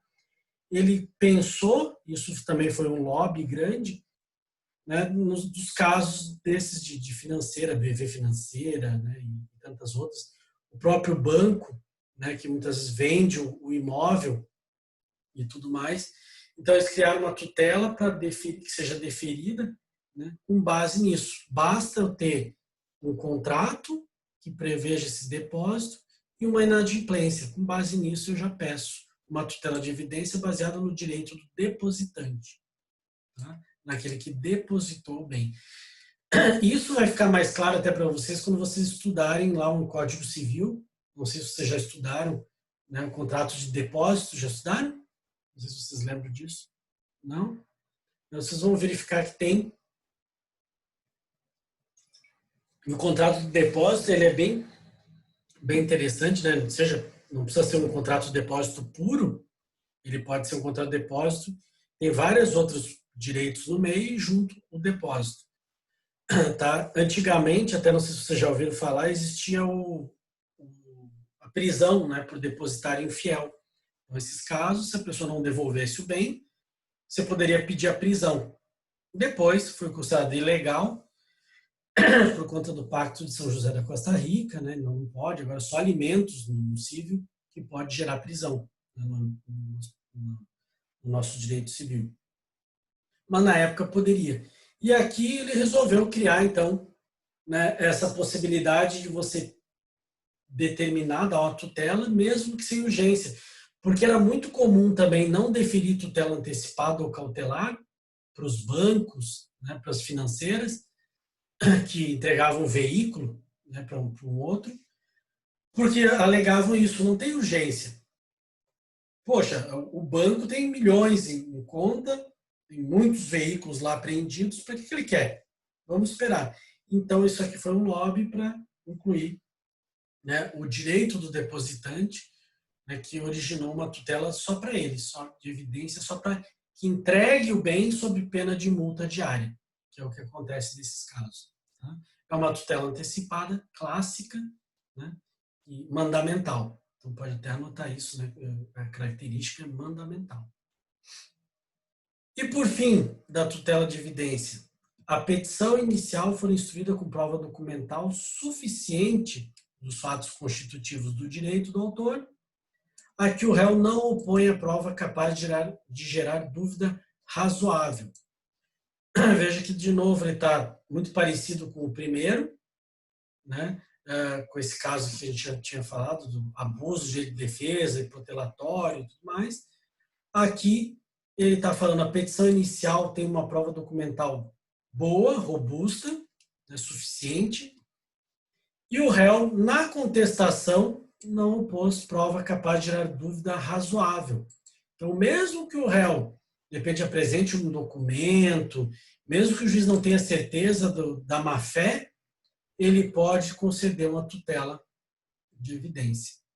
Tá? Então, a tutela de evidência é lastreada em prova documental também. Certo? Então, são casos muito pontuais, peculiares, que ele defere uma tutela de evidência. E aí você, depois né, a gente já anotou aqui, vocês devem ter visto, né, que a gente tem, o próprio CPC traz isso aqui, né? Nas hipóteses do inciso 2 e 3, o juiz poderá decidir liminarmente. O que isso significa? Sem ouvir a outra parte. Então, pode anotar aí, né, o parágrafo único quer dizer, no caso 2 e 3, que eu estou sublinhando, certo? O juiz pode decidir sem ouvir o réu. Por quê? Porque o primeiro nós já falamos, tem que saber se é protelatório, abuso de direito de defesa, tem que ter contestação. E o último, que a gente acabou de ler, é a mesma coisa, né? O réu não opõe a prova capaz de gerar dúvida razoável. Então, são 1 e o 4 precisa da contestação, para ver se o réu está dando migué, né? E o 2 e o 3, não. São casos em que eu já posso deferir essa tutela de evidência liminarmente, sem ouvir o réu. Dúvidas até aqui? Não? Não? Tudo certo? Então vamos lá. Coisas que eu anotei aqui que geralmente se pede em prova, né, que se pede em concurso. Primeiro, tutela de evidência pode ser antecedente? O que vocês acham? Né? Lembra que requerida em caráter antecedente, antes do principal. Poderia? O que vocês acham? Alguém quer responder? Eu acho que não caberia, professor. Não caberia. Por quê? Vamos especular agora. Utilizaria outra medida, né, na verdade. Uhum. Oi? Mais alguém? Não? Então, só para você ter uma ideia, né? O Lúcio está com a razão, tá? Não pode. Então, você vai anotar ali que tutela de evidência antecedente não pode, tá? Como diria o falecido padre Quevedo, no existe, né? Não está no CPC. Tanto que se você for ver aqui nas tutelas, né? A gente tem a cautelar antecedente, tem a antecipada antecedente, ele não fala nada da evidência. Por quê? Porque o legislador entendeu que não caberia pedir antecedente. Até porque a característica da antecedente é justamente você ter urgência, né? É ser tão urgente que eu não posso aguardar o principal. Eu vou ter que pedir antes e depois o adito, né? Isso é lá na urgência. Aqui a tutela de evidência não. Tem que fazer dentro da tua petição inicial ou até depois. Tá? Nada impede você fazer depois, como a gente viu aqui, né? Nos casos aqui, 1 e o 4, que eu preciso primeiro ouvir o réu e depois eu vou fazer o pedido de tutela de evidência. Alguma dúvida? Sempre incidental, né, professor? Então, sempre incidental. Né? Isso, pode até anotar ali. Sempre, lá no nosso materialzinho, pode botar, não pode. É sempre incidental, né? Seja dentro da inicial, quando foram aqueles casos, né, o 2 e o 3, esse caso aqui que admite liminar, né, decidir liminarmente, não que seja uma liminar, né, decidir antes, sem ouvir, o 2 e o 3 eu posso colocar na inicial. Devo até. Né? Pô, tem prova documental, caso repetitivo, vou com tudo. Né? Ah, não, tem um contrato de depósito, tudo bonitinho, já vou pedir para entregar o bem. Né? Então, esses casos 2 e 3 pede na inicial, se você tiver condições, e o 1 e o 4 na réplica. Certo? Então, nunca antecedente. Cair em concurso, caiu na prova, né? O pessoal vai errar, né? E a gente vai tirar sarro deles, porque eles não prestaram atenção nesse momento que a gente tem, né? Claro que não pode antecedente. Ok? Que mais? Pode tutela de evidência de ofício? Lá no vídeo. Sim ou não? Mais ou menos. Meio alite, meio mussarela. Pode? Será? Não. Tá? A ideia é não. Tá? Vou explicar o porquê. Lembra que a gente falou na aula passada, né, que a cautelar admite-se de ofício. Até tem possibilidade. A antecipatória não. Como a tutela de evidência também é uma antecipação da sentença, né, a gente está pegando aqui todos os casos são de pegar a sentença e conseguir antes, né, só que sem urgência. Então também não pode. Né, considera-se que o magistrado teria aí, nesse caso, se tornar suspeito até, né, porque estaria meio que advogando para a parte, vai estar antecipando sem pedido, né, violando o princípio dispositivo, tudo aquilo que a gente já estudou. Tá? Portanto, cuidado, né, com essa situação e lembre-se que não é possível, né, tutela de evidência de ofício. Certo? Alguma outra dúvida daqui? Podemos prosseguir? Tá? Tem uma, e aí já está, vamos dizer assim, a parte principal das cautelares, antecipação e evidência, a gente já deu uma analisada. Da parte geral aqui, tá? Uma coisa que eu não, acho que eu não falei para vocês, tá aqui, ó. Aqui. Da parte de tutela de urgência, acho que eu pulei essa parte aqui falando, né, do 302. Independentemente da reparação por dano processual, a parte responde pelo prejuízo que a efetivação da tutela de urgência causar à parte adversa. Então, tá, só fechamos ali o ciclo da evidência, já entendemos para que serve. Então, naquelas questões de concurso, tá, da tutela de evidência, o que mais cai é a situação de não precisar de urgência, então você vai lembrar disso. E depois o 311, vocês vão ter que dar uma lida para concurso público, até decorar as hipóteses, porque infelizmente eles pedem para que decore aqueles casos. Tá? Então, vai dar uma analisada, né? Lembre-se daquilo. Aqui eu vou abrir um parênteses para falar do prejuízo, porque muitas vezes acontece que o requerimento da tutela de urgência, quando efetivada, vai causar um prejuízo à outra parte. Né? E aí aquele que fez o requerimento vai responder pelo prejuízo. Então, veja que a gente tem que sempre ter uma cautela, né, sem querer utilizar o termo de cautela, de cautelar, mas qualquer tipo de tutela de urgência, né, eu posso responder pelo aquele prejuízo que eu causei. E aí ele fala aqui, olha, vai responder, né, a parte responde pelo prejuízo quando a sentença lhe for desfavorável. Tá?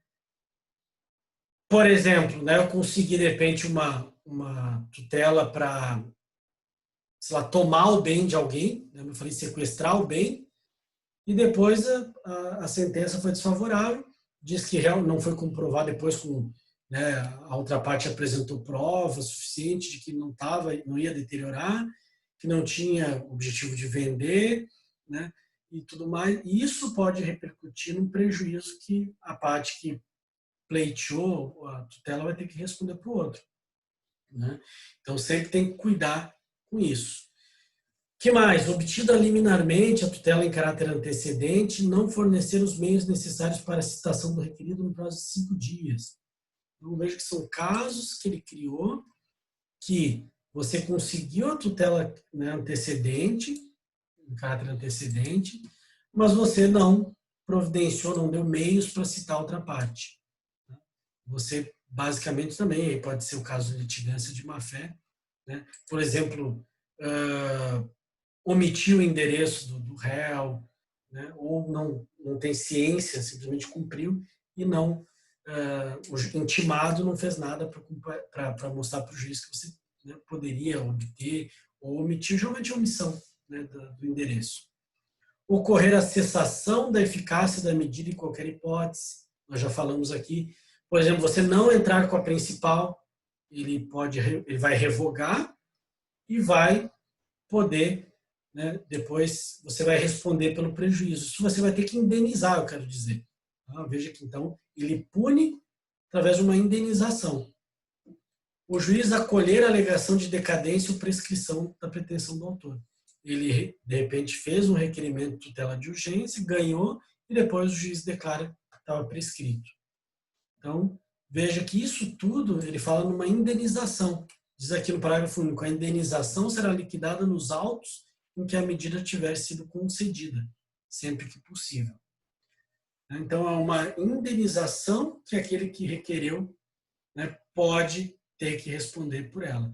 Claro que, como aí os alunos perguntam, professor, mas isso acontece na prática? Muito pouco. Né? Vai ter que ser comprovado, obviamente, esse prejuízo. Porque a gente fala aqui, a parte responde pelos prejuízos, mas não é, claro que não é presumido, então você pode anotar aí no teu CPC, tá? E no 302, quem quiser anotar nele, ou no teu material, isso não está ali no nosso material, mas anota ali que esse prejuízo tem que ser comprovado, tá? Embora ele fale aqui, né? Muitas das vezes, quantas vezes vocês vão ver que tutelas são concedidas e depois o juiz julga contrário, né? Retira o nome do Serasa por um tempo, depois diz, não, o cara é devedor, tem que incluir o nome dele. É um caso típico que poderia se adequar a esse 302. Só que, claro, a empresa não consegue comprovar prejuízos com isso, tá? Então, só se comprovar prejuízo que vai estabelecer uma indenização, né? Abre-se um processo para apurar essa indenização, né? Será liquidada nos autos. Então, ele abre, né, um procedimento que vocês não estudaram ainda, acho que alguns de vocês já estudaram, se tiver execução, né? A maior parte de vocês acho que já teve. Lembra? Então, vocês estudaram a liquidação de sentença e execução, né, o cumprimento de sentença. Aqui seria caso. Você pode abrir uma liquidação, o magistrado na sentença, por exemplo, ele pode dizer, revogo a tutela antecipada ou a cautelar, né, e condeno o requerente, o autor, a indenizar a parte adversa, né? E aí você pode abrir uma liquidação dessa sentença para apurar qual é a indenização. Mas, como eu falei para vocês, é raríssimo de você ver isso, tá? Raríssimo você ver uma liquidação de indenização nesses casos, porque a parte não consegue comprovar prejuízo. O que eu posso, já te dou a palavra, Tainá, um caso que eu já vi de indenização é quando, por exemplo, você arresta um bem, né, e depois o juiz vai lá e revoga, dizendo, olha, não tem, aquele título era falso, e etc. Você vai responder, eu já vi casos que respondeu, por quê? Porque ele evitou que a pessoa vendesse aquele bem, né, então ele vai responder pelo que ele deixou de ganhar. Pô, fiquei ali um ano com o carro parado, desvalorizando, e para agora dizer que não devia ter arrestado, pô, é um absurdo, tudo mais, etc. Então, aí sim posso apurar uma indenização pelo prejuízo que eu tive. Pode falar, Tainá. Então, eu peguei um caso muito parecido hoje sobre isso, que era uma tutela que foi deferida, só que é INSS, benefício previdenciário, e agora o INSS entrou com cumprimento de sentença para reaver esses valores. Só que eu peguei o processo hoje e eu não entendi muito bem ainda como é que fez, mas ele fez um cumprimento de sentença. E agora ela foi intimada para se manifestar e tentar se defender, só que ela tem que devolver 5 anos de benefício. Uhum. Aí tem até uma tese, né? Aí vai ter defesa para ela, porque geralmente nesses casos você tem como é verba alimentar, né? E dependendo da hipótese, né? E claro, vai da jurisprudência previdenciária. Tentar bater na justiça gratuita também, porque já não tem de onde tirar o dinheiro. Sim, sim. Casos, esse tipo de caso, né? Não lido com previdenciário, mas geralmente os argumentos, né, nessa hipótese que os advogados usam isso, a verba alimentar, não tem como devolver, não tem condições, né? Aí o que vai devolver, o que eles entendem que é passível de devolução é quando há má fé, né? Se você pegar também de servidor público, tem casos em que ele recebe um benefício durante um tempo, depois por exemplo, o Tribunal de Justiça está pagando para a Luciara ali um valor, um auxílio, aí de repente, opa, isso aqui é ilegal, aí corta e manda devolver, né? Nesses casos eles não dão a devolução porque não é má fé, né? Quando é má fé, aí sim tem que devolver, nem que seja compensando, né? Que provavelmente a Previdência ou o INSS vai pedir nesse caso, aí descontando das próximas parcelas da aposentadoria o que ficou para trás, né? Mas aí tem defesa, não teve má fé alguma, né? Então imagino que não vai ser descontado, mas eles pedem, né? Então veja que é um caso que pode ser, e para isso que serviu aquela caução que a gente já estudou, né? Lembra que no parágrafo 1º aqui que ele fala para concessão pode exigir caução para ressarcir os danos, né? Que a outra parte pode sofrer.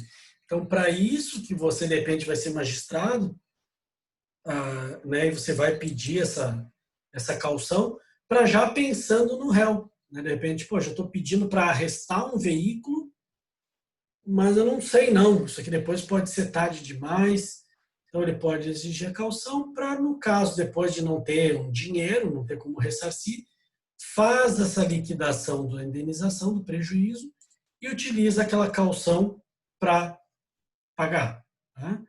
essa caução ela vai servir para penhora, né? Vocês já estudaram o cumprimento de sentença, né?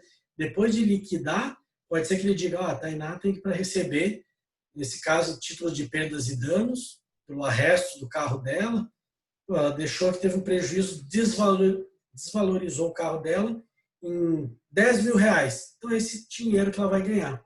Ela vai entrar com cumprimento, né, de sentença. Se a parte não pagar espontaneamente, pega aquela caução e usa para pagar, né, para penhorar, se for o caso, leiloar ou adjudicar, como vocês já estudaram, né? Na execução é possível você pegar o bem para você ou vender em asta pública, se for o caso, né, em leilão, para depois se ressarcir. Certo? Então, eu acho que é um parênteses que não tinha feito sobre a tutela de urgência, né, essa hipótese aqui. Outro ponto que eu acho importante a gente ver, né, que não está aqui de forma expressa no código. Podemos até anotar aqui no material na sequência. Antes de próximo assunto, né, tutelas provisórias no JEC. Né? A gente vai tratar um pouco mais para frente, mas é uma dúvida que às vezes vocês têm. E aí, eu posso pedir essa antecipação de tutela no JEC? Ou a cautelar no JEC? O que vocês acham? Juizado especial? Pode, Tainá? Mais alguém? Eu acho que é normal. Igual o Silvio, concordo. Acho que pode sim. Pode, né? Então, uma situação, quando surgiu, né, o novo CPC, muita gente ficava naquela, pô, mas a lei 9.099 não fala, né? Porque ela é clara, é mais antiga, de 95, e o CPC é atual. Então, posso, não posso? Daí vai para aquele, né, para a história do FONAGE, né, para os fóruns que decidem, né, essa interpretação do que aplica, o que não aplica. Então, você pode anotar ali, né, que pode aplicar, tá? As tutelas provisórias no juizado especial. Tá? O que não pode no juizado especial? Você pode anotar aí. Não pode a antecedente. Tá? Pelo menos, eu não sei se o Lúcio está mais lá na linha de frente, lá, pode até nos falar isso, mas que eu tenha visto no FONAGE a interpretação, né, dos fóruns do juizado especial, aqueles que definem o que aplica e o que não aplica, eles, antecipação de tutela ok, é o que muitas vezes acontece, né, casos de, como eu falei, de inscrição indevida, é muito comum entrar no JEC. E você pede uma tutela antecipada para tirar o nome. Ok, posso fazer isso. Né? Cautelar, se for o caso, também posso fazer um requerimento, que garante o processo. O que eu não posso, tá? Então, é antecedente, porque eles entendem que é incompatível com o sistema do JEC. Tá? Eu não teria como pedir. Então, anota ali, pode aplicar, só não pode requerer de forma antecedente. Tá? Então, isso aqui também se cair na tua prova. Lembre-se, é incompatível com a... Né? Porque se você for lembrar, porque, quando é que não pode no JEC? A ideia do juizado especial é pensar assim, ele pode ser ajuizado uma ação no juizado, né? Ajuizada no juizado, ficou redundante. Eu posso entrar com um processo no JEC, né, com uma ação, sem advogado. Então, você lembra dessa hipótese. Como é informal, né, algo que pode ser até sem advogado, não tenha, quando é algo mais complexo, e acaba sendo um pouco, né, sistemática da tutela antecedente, eles não admitem. Para você ter uma ideia, né, quando existia cautelar separada do principal, era um processo separadinho, uma outra capa, eles não poderiam utilizar, não se utilizava cautelar no JEC. Tá? Então, quando se tornou um processo só, aí você, não, tudo bem, aceito a tutela, as provisórias em geral, só não vou aceitar a antecedente. É demais para minha simplicidade, né, para minha informalidade do JEC. Então, isso também tem algumas questões de concurso lá que está no EVA que vão cobrar isso. Aí você não vai errar mais se você lembrar, né, de antecedente, não pode. Certo? Dúvidas até aqui? Vamos aproveitar para fazer a chamada, né? Se quiserem já colocar ali no chat, pode ir colocando então o presente ou o ok, como sempre fazemos, já aproveitando, e a gente segue para o próximo assunto.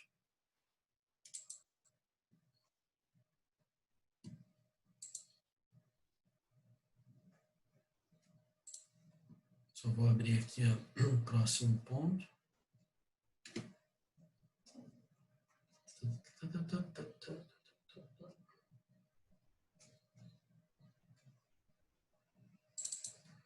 Só ver esse exercício aqui, se é o que eu queria.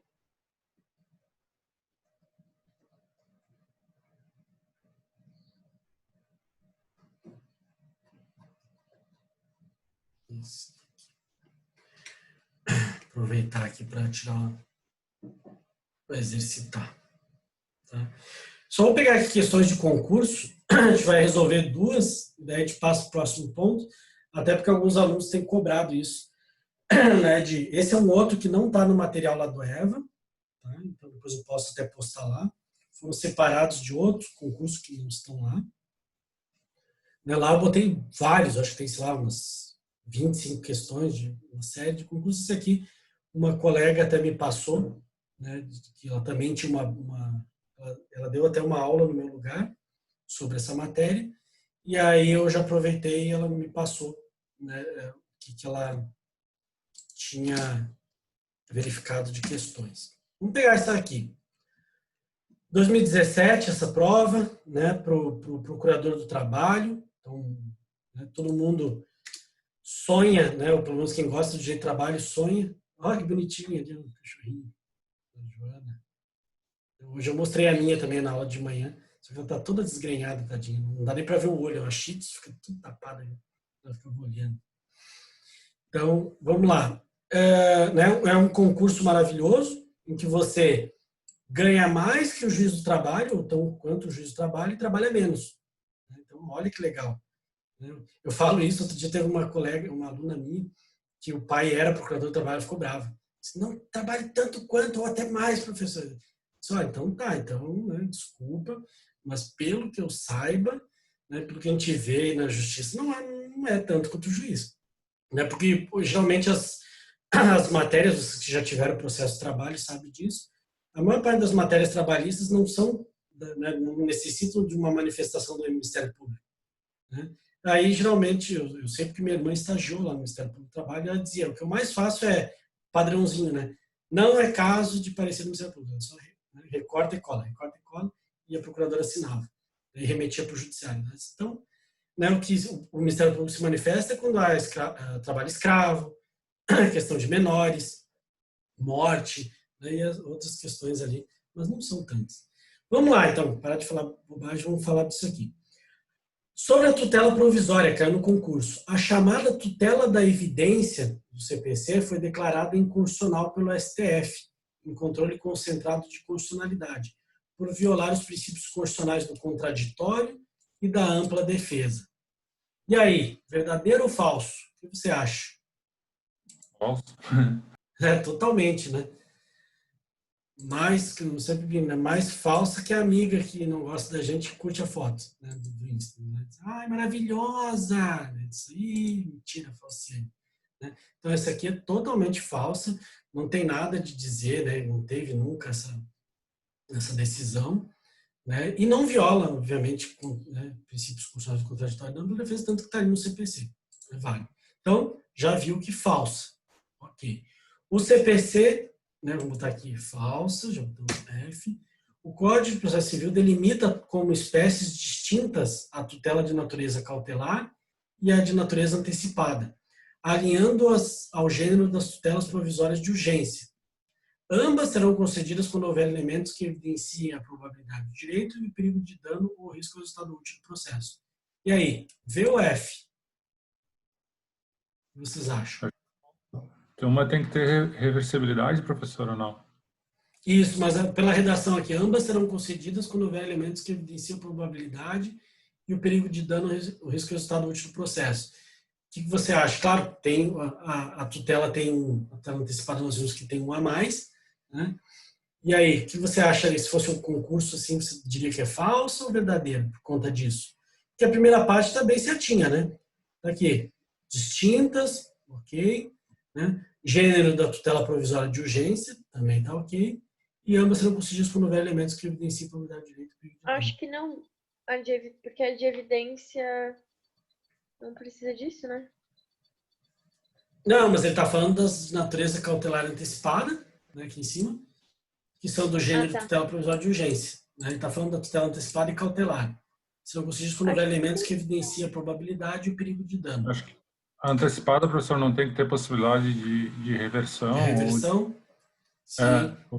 Mas será que ele está dizendo... O que interpreta disso aqui? Será que é verdadeiro ou falso? Mas ele não está falando somente isso, né? Ele está falando que também... entendi. Somente esses dois itens aí está correto. Né? Ele considerou, eu concordo, né, na prova eu não vou fazer isso com vocês, né, mas ele considerou verdadeiro. Tá? Por conta de dizer, claro que isso gerou, né, às vezes gera indignação, porque diz, não, mas a tutela antecipada tem, segundo o parágrafo 3º, né, também a questão da reversibilidade. Só que, pela interpretação da banca, quando eles falavam isso aqui, né, ambas serão concedidas quando houver elementos, fazendo não é que somente, né, o que, né, e tudo mais, eles entenderam que ambas, né, serão concedidas quando tiver esses requisitos. Claro que uma delas tem um a mais. Também acho que foi mal redigida, mas consideraram verdadeiro, então para a gente ficar ligado como é que eles cobram, né, no concurso. Sendo concedida a tutela antecipada em caráter antecedente, nas hipóteses em que a urgência for contemporânea à propositura da ação, a petição inicial somente deverá ser aditada caso necessário a juntada de novos documentos no prazo máximo de 15 dias. E aí? Sendo concedida a tutela antecipada em caráter antecedente, nas hipóteses que a urgência for contemporânea, a petição inicial somente deverá ser aditada. E aí? Tem que aditar, porque senão vai ser revogada com extinção, né? Isso, né? Essa daqui, então, está errada, né? Até porque ele fala, né, da questão das hipóteses que a urgência for contemporânea para a propositura da ação. Se for o caso, você faria dentro da petição inicial. Né? Então, tá? Isso aqui está falso. A tutela antecipada requerida em caráter antecedente torna-se estável se da decisão que a conceder não for interposto não tempestivamente o respectivo recurso.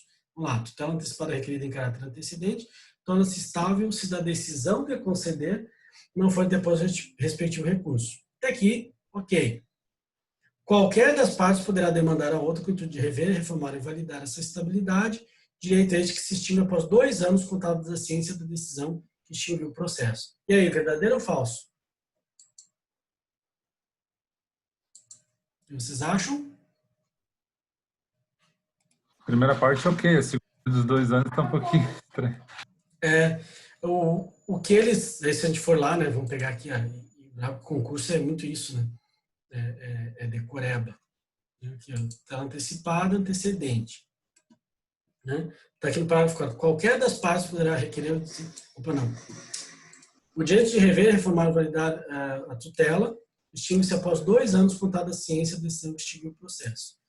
Parágrafo 2º. Qualquer das partes poderá demandar a outra que de ver que ele botou um misto do parágrafo 2º com o parágrafo 5º.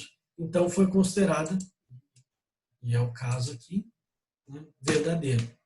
Então, a gente tem como 2 e 4, né, 2 e 4 estão corretos. Tá aqui.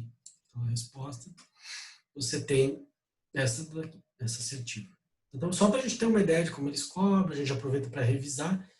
Vamos ver mais essa daqui, mais essas duas, e a gente já continua e finaliza a matéria na sequência. Então, não vou enfará-los muito tempo aqui. A gente toca direto, acho, né? Não tem problema? O Jonathan está até já jantando aí, então, né, toca a ficha, você também já pode, né? Puxa aí o pratão e vamos embora. Sorvete? Pô, já sobremesa. Vamos lá, então. Determinada, né, aqui no caso do TJ São Paulo, né, a Banca Funesp, em 2017, escrevente técnico judiciário. Determinada lei desbarra numa súmula vinculante que favorece o réu na sua interpretação. Assim, pretende o réu que essa discussão seja imediatamente solucionada, requerendo tutela provisória nesse sentido, pelas vias processuais adequadas. Vamos lá. Para que seja concedida a tutela pretendida, será necessária a presença dos requisitos da verossimilhança, da alegação e do risco de dano. E o que vocês acham que está aqui no caso? Primeiro, então, tem isso, vamos ver se é essa. Né? Ele fala que tem uma, né, esbarra numa súmula vinculante que favorece o réu. E o réu, portanto, com base nisso, pretende que essa discussão seja imediatamente solucionada em tutela provisória. Ele está dizendo que tipo de tutela provisória ele pode requerer aqui. E aqui diz que será necessário a presença dos requisitos da verossimilhança, da alegação e do risco. O réu não tem legitimidade para requerer tutela provisória nesse caso, pois esse pedido deve ser formulado exclusivamente pelo autor da demanda. O réu tem interesse em pleitear a provisória de evidência, independentemente da presença dos requisitos da verossimilhança, da alegação e do risco de dano.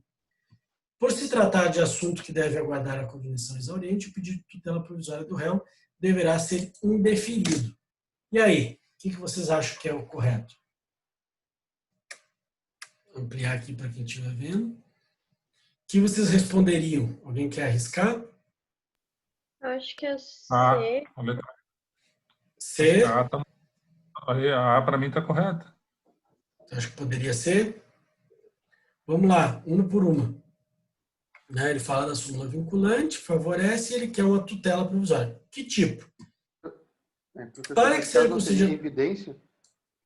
Isso.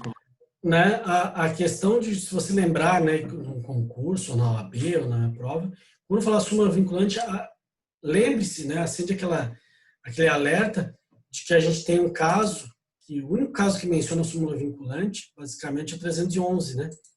A gente tem esse caso aqui, né, das alegações de fato que devem ser comprovadas apenas documentalmente, houver tese firmada em julgamento de repetitivo ou súmula vinculante. Então, esse caso específico, o que ele queria? Né, vamos ver um por um. Para que seja concedida a tutela pretendida, será necessária a presença dos requisitos da verossimilhança e da alegação e do risco de dano. Ou seja, ele está dizendo que, nesse caso, ele precisaria pedir, ele está dizendo que precisaria de um periculum in mora. Né? Quando ele fala verossimilhança, tudo bem, posso dizer que é uma probabilidade do direito, e periculum in mora, né? Risco de dano. Então, não seria, não necessariamente, para que seja concedida a tutela, precisaria disso. O réu não tem legitimidade para requerer tutela provisória. Isso é besteira. A gente viu que qualquer uma das partes pode requerer. Tá? Até porque a gente sabe que o réu pode demandar em face do autor, com uma reconvenção, né? Dependendo se o JEC tem pedido contraposto, né? E nada impede de pedir uma tutela. Né? Então, não tem essa daqui de não ter legitimidade, senão até o CPC falaria, não, só o autor. É que a gente costuma, isso é uma pegadinha, a gente costuma, até na prática, notar que 95% ou mais das vezes é quem pede ao autor, né? Mas não necessariamente. O réu tem interesse em pleitear a tutela provisória de evidência, independentemente da verossimilhança e alegação. Então, seria essa daqui, tá? A C como correta nesse caso. Por se tratar de assunto que deve aguardar a cognição exauriente, o pedido de tutela provisória do réu deverá ser indeferido. Isso que também não se aplica, né? Não necessita, ele pode pedir uma tutela provisória e se encaixaria na evidência. Né? Aqui, só será, esqueci a E, tinha uma E aqui, só será concedida a tutela caso o réu a tenha pleiteado na forma de urgência antecipada antecedente. Né? Totalmente errado, né? Até porque o réu, né, não tem como pedir uma antecedente, né? Ele vai tomar conhecimento do processo depois. Então, é C que seria correta aqui. Para finalizar, a gente partir para o próximo assunto. E aí eu tenho aqui uma do Procurador do Estado, né, do Acre, PGE. É bom concurso também, né? Passa um calorzinho lá, não faz mal, né? Lá é quente, mas não vai ter onde gastar também. Eu brinco com os amigos, tem os amigos de lá, eles ficam bravos. Eu digo, não tem nada o que fazer, vai ganhar dinheiro, vou guardar, vai ficar rico. Tá, brincadeira, tá? Considere as seguintes afirmativas sobre a tutela provisória no âmbito do CPC. Assinale a correta. A tutela, foi 2017 também. A tutela provisória de urgência, cautelar ou antecipada, pode ser concedida exclusivamente em caráter antecedente. Tá? Exclusivamente em caráter antecedente. Ok? Ou para baixo? consequentemente gerando as devidas Falso. obrigações. Para mim é falso. Isso. Né? Salvo, né? Por quê? Por que é falso? Né? Exclusivamente caráter antecedente. Lembra que não, tem incidental. Né? Então, tem que cuidar com isso. Salvo decisão judicial em contrário, a tutela provisória perderá a eficácia durante o período de suspensão do processo. E aí, será que quando o período de suspensão... Oi? Mas ali na A, ele tá falando que ela pode ser, não que ela vai ser exclusivamente em caráter antecedente. Ah, peraí que eu fiz uma M aqui. Voltou. Desculpa, como é que é? Ele diz que... Aqui na A diz que ela pode ser concedida exclusivamente, mas não que ela deve ou vai. É uma questão que deixa a gente em dúvida pelo pode, né? Mas a ideia aqui, né, que a gente tem que entender, né, que, né, para entender que ele quis dizer, ou deu a entender que, né, exclusivamente caráter antecedente, excluindo a incidental. Mas vamos ver as outras questões, né? Teve, não lembro se é essa ou outra, que teve recurso depois dos candidatos. Vamos ver aqui. Vamos pegar a B, salvo decisão, a tutela provisória perderá a eficácia durante o período de suspensão. E aí, se suspender o processo, suspende a eficácia? O que vocês acham? Né? Se vai olhar no CPC, tem alguma coisa em relação a isso, na parte geral? E aí? Aditamento, petição inicial, fala da suspensão. A tutela antecipada conservará seus efeitos quando não revista, reformada, invalidada. E aí? Tem alguma coisa que fala aqui? Você possa entender aqui durante a suspensão do processo? Na parte geral, né? Aqui, ó, salvo decisão judicial em contrário, a tutela provisória conservará a eficácia durante o período de suspensão. O que é, né, lógico, porque ele não pode, né, não pode chegar a simplesmente suspender a eficácia, né, porque suspendeu o processo. Então, ela conservará a eficácia, não perderá. Isso aqui está falso. A tutela provisória requerida em caráter incidental depende do pagamento de custas. E aí, tem que pagar ou não? Acho que depende de custos, né? A tutela provisória é requerida em caráter incidental. Lembra que eu vou fazer o pedido depois da inicial já ajuizada. Né? Depende do pagamento de custas? Não. Não. Né? Isso, só lembrando que, né, como se fizesse uma petição depois de pedido cautelar ou antecipação de tutela, as custas já foram pagas quando do ajuizamento. Então, não depende de pagamento de custas. Na decisão que conceder, negar, modificar ou revogar a tutela provisória, o juiz está desobrigado de motivar o seu convencimento diante da urgência da situação. E aí? Ele precisa motivar. É isso, a gente sabe, né? Todas as decisões, lá está lá na Constituição, artigo 93, precisam ser motivadas, né? Não pode falso. A tutela provisória será requerida ao juízo da causa e, quando antecedente, ao juízo competente para conhecer do pedido principal. E aí? Tá certo? Certo. Então, essa foi considerada correta. Tá? E essa daqui, né, eu entendo, tá, o que a Joana falou ali, né, pode dar a entender, mas ele fala pode, exclusivamente caráter antecedente, mas eles entenderam que o que ele quis falar, na verdade, como se fosse somente, né, ou exclusivamente caráter antecedente, excluindo a incidental. Então, por isso que foi considerado falso. Tá? Então, só para você ter uma ideia de como eles aplicam. Então, depois eu passo para vocês essas questões, tem várias outras aqui, depois a gente vai resolvendo, pode fazer juntos em sala de aula, como a gente fez aqui, e depois também boto na mediateca. Vamos só estudar o próximo ponto, e eu já libero vocês em seguida, que é a parte de, deixa eu até pegar aqui, deixa eu ver se tem alguma dúvida, nem eu fechei aqui o chat, não pode tocar, essa questão 14 do que você colocou no Eva. Tá ok. Então a Marina já tá junto com aquelas lojas que não tá. O resto é presença, né? Então não tem mais dúvidas aqui. Aqui a parte de fazenda pública. Eu já vou abrir. Onde é que tá aqui? Tela de evidência e recursos. Onde é que tá a minha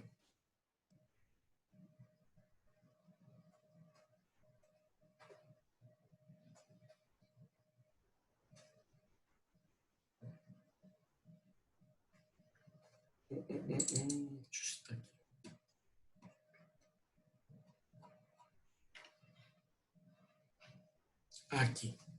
Acho que eu queria pegar. Tá? Tutela provisória contra a fazenda pública.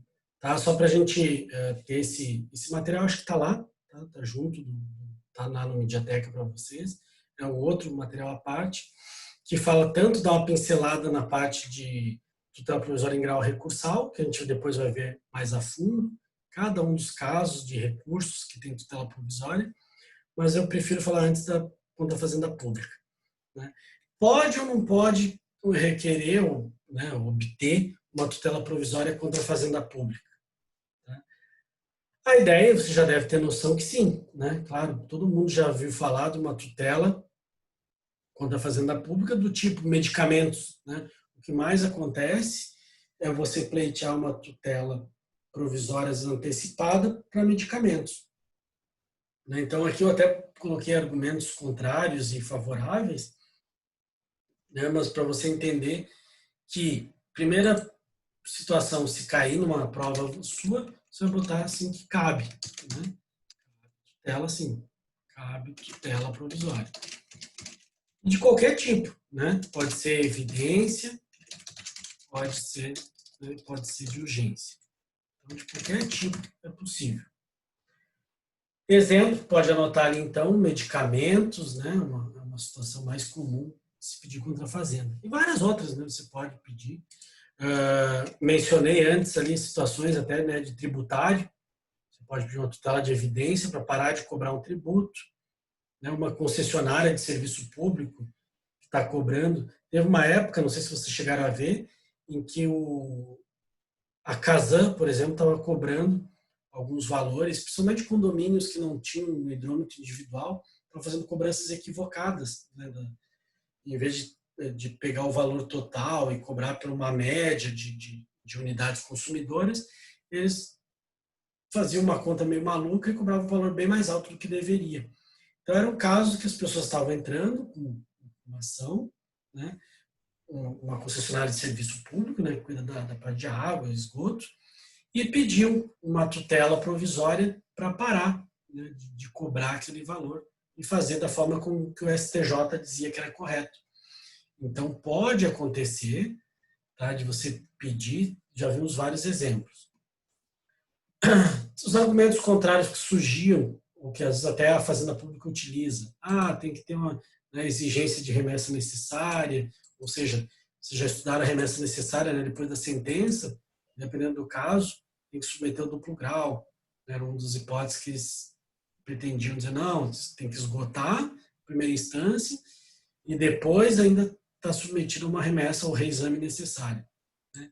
Exigência de expedição do precatório, né, se for o caso de pagamento de quantia, né, eventualmente um pedido que tenha cunho, né, monetário, né, pecuniário, você teria que, eles alegavam, não, mas eu preciso, né, entrar na fila dos precatórios, etc.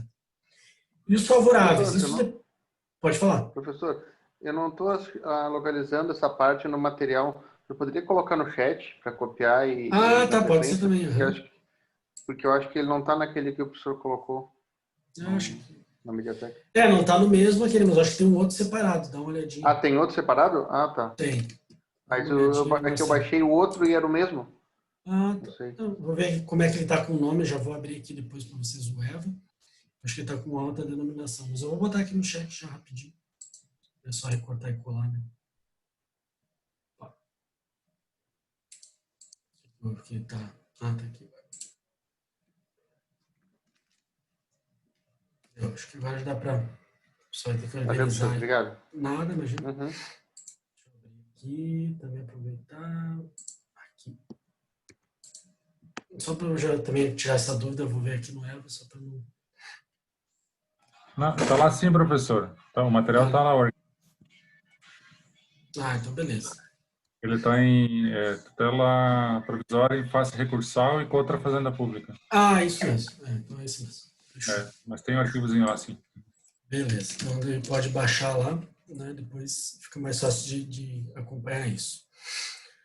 Vamos lá, então. A gente só para falar aqui em relação, tem esses argumentos de parte a parte. Eu peguei errado aqui. E os favoráveis, né?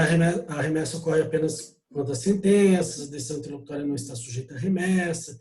Então, isso tudo são argumentos que as partes utilizam, né, a favor e contra. Tá?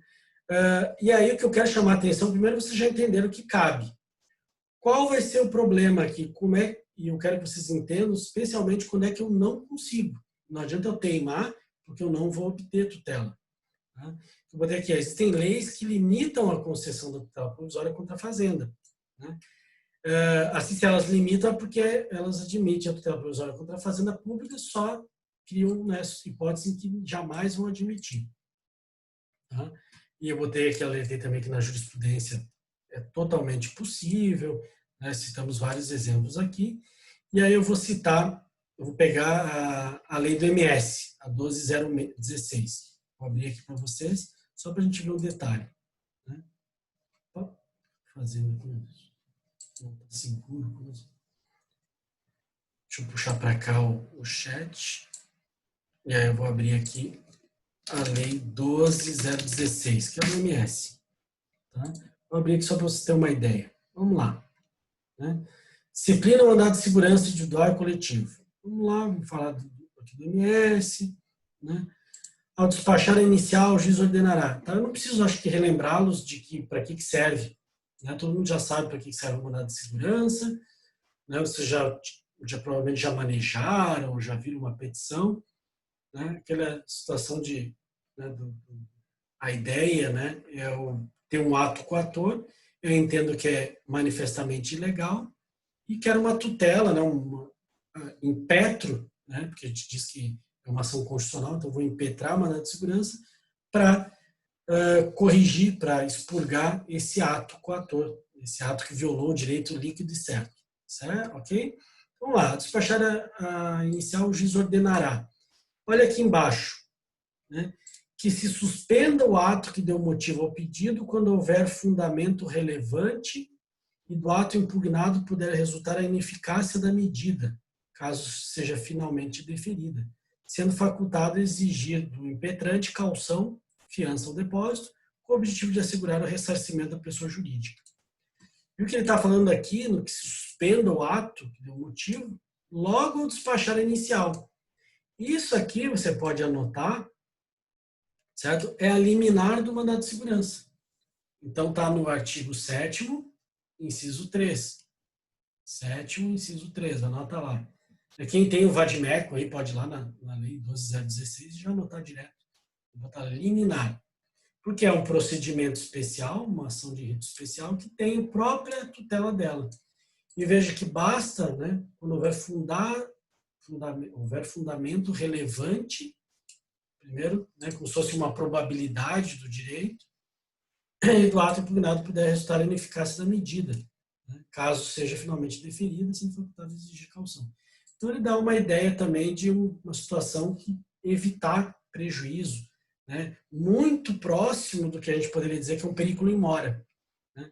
Casos em que vocês já viram isso acontecer, que é comum, o concurso público. Né, quantas vezes vocês vão ver candidatos que impetram o mandado de segurança para continuar no concurso? Né? Casos que, né, sei lá, uma etapa que vocês entendem que aquela questão, né, aquela questão ali até que a gente viu, verificou que estava mal redigida do concurso, pode ter sido fundamental para você não prosseguir. Você foi desclassificado por conta disso. Então, você pode impetrar o mandado de segurança, dizer que ela foi mal feita. Eu não preciso de provas, né? Lembra que o mandado de segurança, o ideal é você não confiar nele quando você precisa de prova, especialmente prova oral, pericial. Tem que estar tudo bonitinho já. Então, você impetrou o mandado de segurança. Professor, isso aqui é fácil de anular essa questão. Não me deferiram administrativamente, a OAB teimou com essa questão. Eu vou impetrar o mandado de segurança. Ok. E pede essa tua liminar. E aí, contra a fazenda pública, eu consigo? Olha aqui mais para baixo. Parágrafo 2º. Olha, o parágrafo 1º ele fala o óbvio, só para a gente relembrar a nossa matéria. Né? Da decisão do juiz de primeiro grau que conceder ou denegar a liminar, olha que ele está até falando o nomezinho aqui, né? da decisão que conceder ou denegar a liminar, caberá agravo de instrumento. Isso vocês já sabiam. Toda tutela provisória cabe agravo de instrumento. Parágrafo 2º. Não será concedida a medida liminar que tenha por objeto a compensação de créditos tributários, a entrega de mercadorias e bens provenientes do exterior, ou seja, importados, a reclassificação e equiparação de servidores públicos e a concessão de aumento ou a extensão de vantagens ou pagamento de qualquer natureza. Veja que você vai anotar ali que no parágrafo 2º do artigo 7º, eu tenho a vedação da liminar, né, da tutela provisória contra a Fazenda. Então, você veja que aqui no nosso OMS é algo que já vinha de outras leis, que nós vamos ver umas leis mais antigas, que tem a vedação. Então, você tem que tomar cuidado. Tá? Na minha prova, eu costumo cobrar de vocês, na primeira prova, está chegando já, é um caso desse, um exemplo assim que fulano impetrou mandado de segurança contra, vai dizer qual é o ente, uma das fazendas públicas, ou contra o superintendente da Receita Federal, né, por conta de um bem que ele importou e que foi retido na alfândega. Né? Então, você vai ter que lembrar disso. Parágrafo 2º, sublinha lá, em amarelo, no teu CPC, copia isso no teu material, né? E aí, para não esquecer que eu não posso pedir isso. Por que eles criaram essa barreira?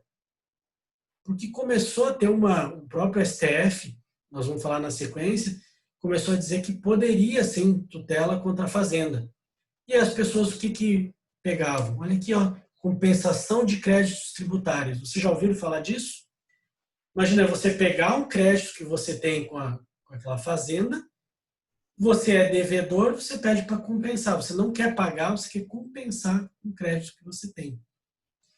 E o que motivou, e a gente tem que entender o porquê que eles brecaram isso, é que muitas pessoas pegavam aqueles títulos da dívida pública, que alguns de vocês, de repente, já ouviram falar, títulos antigos, alguns já prescritos, por exemplo, que a União outorgou. Eu tinha um cliente que tinha vários desses, né? E ele começou a dizer assim, vamos ganhar dinheiro, Leonardo, vamos vender uma tese boa. Eu tenho aqui títulos da Ferrovia Madeira Mamoré, não sei o que, vale R$1 conto. Eu atualizei esse título da dívida pública que a União expediu, lá em 1800 e pouco, e a gente tem, sabe quanto aqui? Tem R$500 mil. Esse R$1 conto virou 500 mil. Tem um laudo pericial dizendo que isso aqui vale dinheiro e a União está devendo. O que ele fazia? Ele queria oferecer para as empresas que deviam para a União para compensar. E aí isso foi levando, né, a chegar na jurisprudência, e depois enxertaram aqui na liminar, proibindo isso. Tá? Então, eu não posso pedir uma liminar, eu não consigo uma liminar para compensar crédito tributário, seja ele bom ou ruim.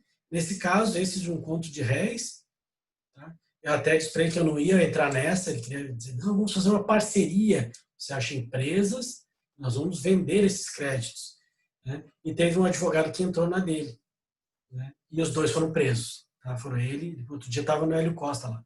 Né? O vagabundo preso, não sei o quê, um fio desencapado, e aparecia esse cliente junto com o advogado preso.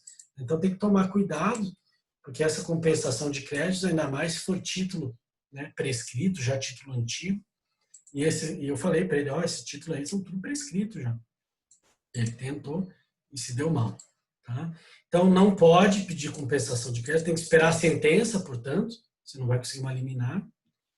Entrega de mercadorias e bens provenientes do exterior. O que era muito comum, o que levou à vedagem, tem que entender. As pessoas, por exemplo, importavam veículos, tá? Pediam para liberar em liminar, né? Algumas vezes o magistrado liberava, depois consumiam esse bem, tá? E depois não conseguia se ressarcir, né? Os prejuízos, tudo que gerava para o fisco. Por quê? Porque a pessoa vem com aquelas teses de que não tem que pagar imposto de importação nesse valor, calcionava às vezes um valor bem mais baixo e liberava. Então ele está dizendo aqui, esquece. Né? Então se você importou do IX, né? Todo mundo agora usa o Wish, demora 1 ano para chegar. Se de repente tiver uma retenção, até a gente comprou umas coisinhas, né, para o nosso bebê, que vai nascer agora na sequência, mas pô, vamos torcer para chegar antes, né, porque capaz de estar com 15 anos e chegar o babadouro elétrico, né, as coisinhas que tem lá, tem cada coisa maluca. Então, se vier a reter, eu não vou conseguir eliminar para liberar esse bem. Esquece disso aí.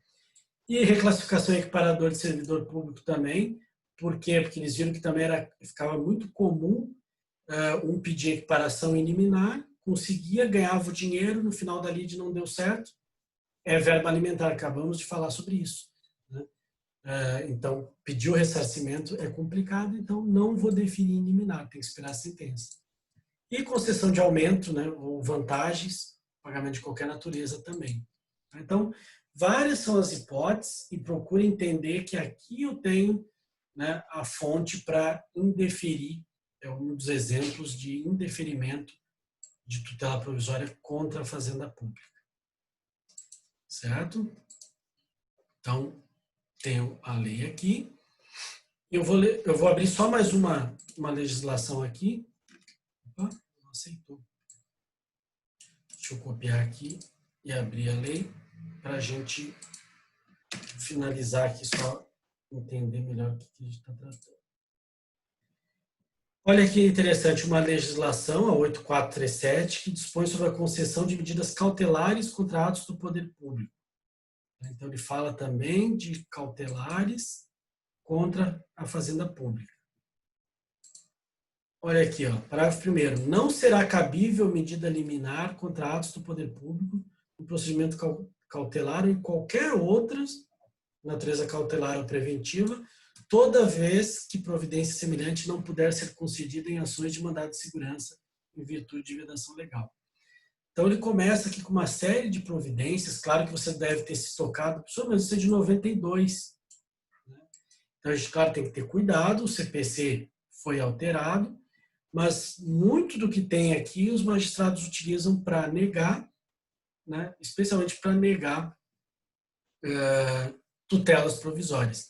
Até porque eles incluem aqui muito na aplicação da lei as antecipatórias de tutela também. Vamos pegar aqui pegar o caso que repete o que está lá. Peraí, deixa eu pegar aqui. Aqui, ó.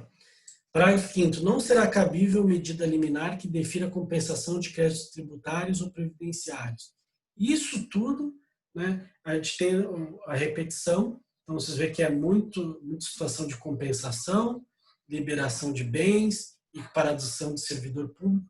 Várias legislações vão repetir isso. Então, você só atente para isso, anota ali, então, que o mais importante é o parágrafo 5º da lei, né? Parágrafo 5º da lei, que está no nosso material aqui, a 8437, que eu acabei de sublinhar.